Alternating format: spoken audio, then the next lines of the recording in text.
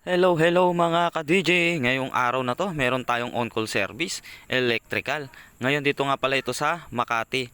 Ito nga pala kinonsulta sa atin ng may-ari, isang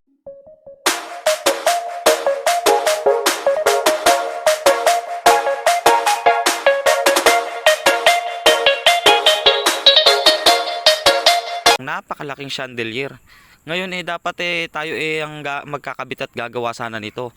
Kaso nung kumontak sa atin ng ating customer natapat na meron din tayong gawa. Kaya hindi tayo ang nagkabit nito at ipinakabit nila sa ibang electrician. Ngayon tinawagan tayo dahil nagkaroon sila ng problema. Dahil yung chandelier na kinabit ng dating electrician nila gumana nga, kaso mga 1 linggo lang tapos bigla daw nawala at may nag-spark dun sa loob ng ceiling. Siguro dun sa splicing ng wire dun sa may loob ng ceiling.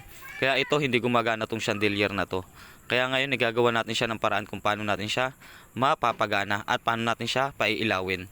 So ito, chinek ko na nga yung mga breaker, pati rin yung pinaka switch ng chandelier niya, tinesting natin. Pero ayaw talaga niyang gumana. So ngayon, papasukin natin yung loob ng kisame nito at titignan natin kung anong pwede natin gawin doon sa loob para ito mapailaw natin at atin ang mapagana.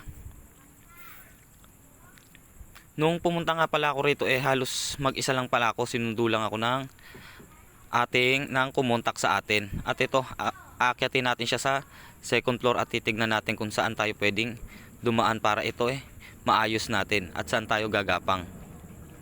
So ayan, napakalaking chandelier nga pala nito.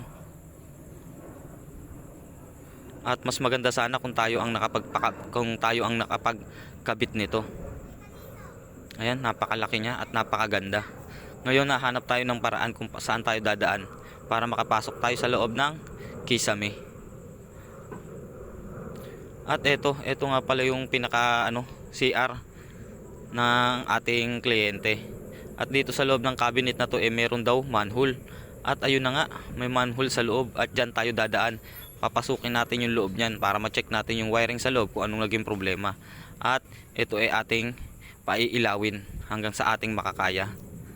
So ayan, papasukin ko yan at hindi na nga pala ako makakapag-video dyan dahil ang mangyayari dyan gagapangin ko yan dahil hindi ako makakatayo sa loob ng kisame.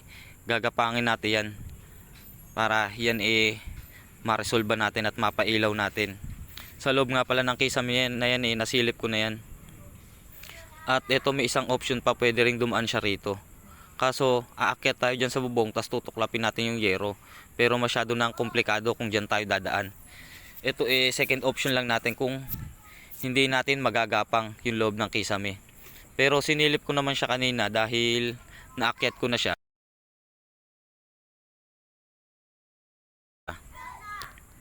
Dahil naakyat ko na siya at nakita ko pwede namang gapangin. Kaso nga lang napakadelikado dahil puro bakal din yung nasa loob ng kisame.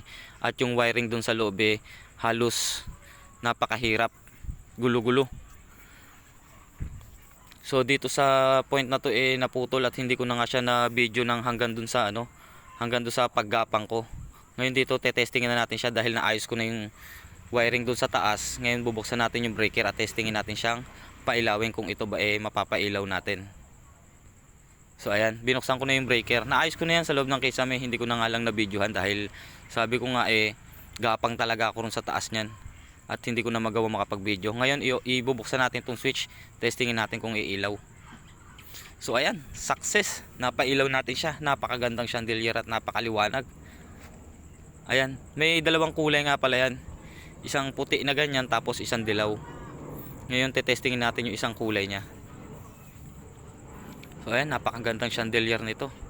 Napakaliwanag. Ayan, pinatay natin tapos buksan. Ayan na yung pangalawang kulay niya. So ayan, success, napailaw natin siya ng maayos at maganda. At maraming salamat sa ating customer na tumawag sa atin. Kahit hindi natin to nagawa nung una sa pangalawang tawag niya sa atin naging available tayo. Kaya ito, pinuntahan na natin siya at pinagbigyan sa kanyang hiling na pailawin itong chandelier na to. Maraming salamat po. Hanggang dito na lang tong video ko na to. Maraming salamat sa lahat ng sumusubaybay sa bawat video na aking ginagawa. Maraming salamat po sa inyong lahat sa walang sawang suporta. Hanggang dito na lang po. Bye bye.